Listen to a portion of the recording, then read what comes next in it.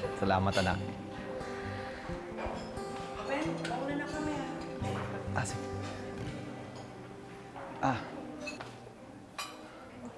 Lynette.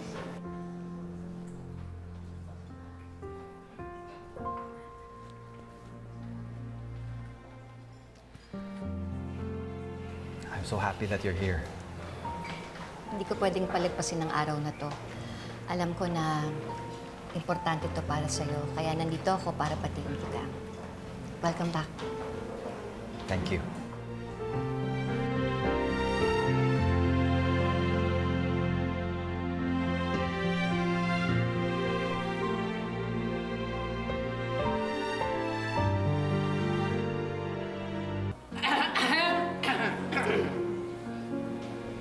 Mukhang masarap ang pagkain Halika na, kain tayo.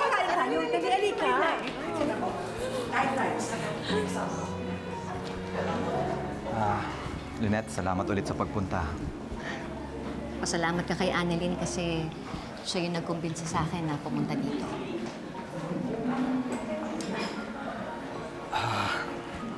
Nalaman mo na siguro na si Carlos nalipat na.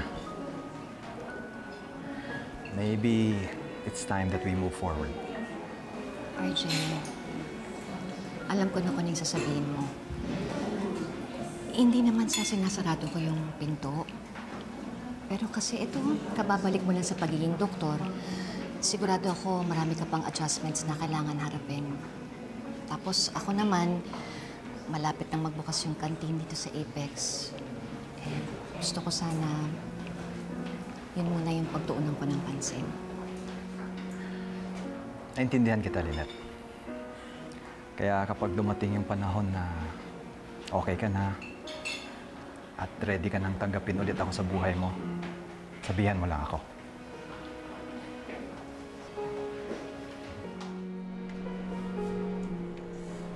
Ang ganda talaga ng office mo, Tay. May painting pa po. Anak, thank you, Para saan po? Alam ko kasi ikaw nag-convince sa nanay mo na pumunta dito. Tay, alam ko naman po kasi na magiging masaya po kayo kapag andito po si nanay. Tsaka alam ko din naman po na hindi po kayo matitiis ni nanay. Anak, nagkausap ba kayo ni Zoe? Alam mo ba kung bakit wala siya ngayon? Sorry, Tay, pero di po kasi kami nakapag-usap ni Zoe. Alam ko hindi kami okay, pero sana pumunta siya. Dad! Sorry, I'm late. Ang dami ko pa kasi yan isikas.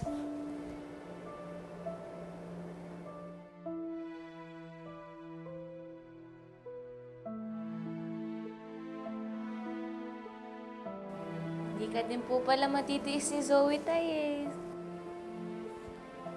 I'm glad you made it, anak. Halika nga dito. Now my day is complete.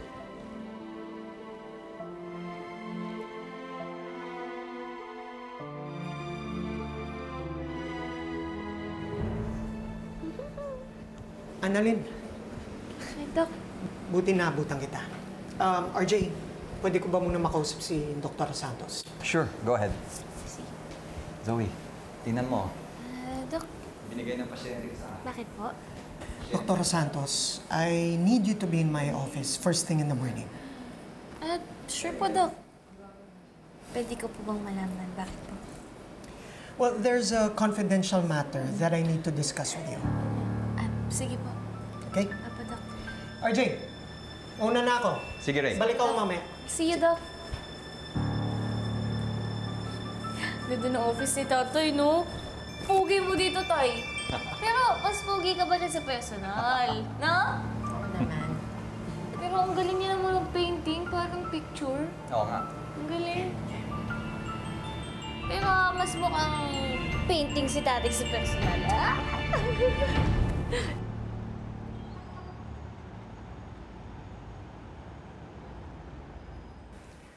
Subdural hematoma.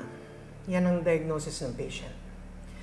She's scheduled for an elective frontoparietal craniotomy. Evacuation of hematoma. Bakit niyo po sinishare sa akin to, Doc? Dahil ikaw ang makakasama ko sa surgery ng patient na to. Aside sa, hindi na naman iba ito sa'yo, dahil halos kapareho lang naman ito ng surgery na ginawa mo sa nanay mo, ikaw ang personal request ng patient. Talaga po?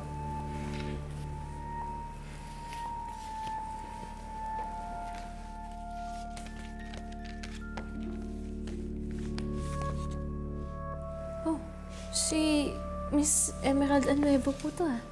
I'm sure you know her.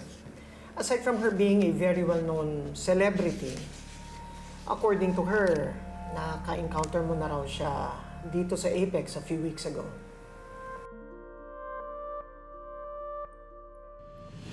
Miss na daw niya ako. Tapos, nung... Miss! Ay! Miss? Miss? Kung pwede po sana, huwag na lang ma-publicize or malaman ng tao yun nandito ako or na-ER ako. Secret lang po kasi na nandito ako eh. May pinuntahan lang po ako na fan na admitted dito.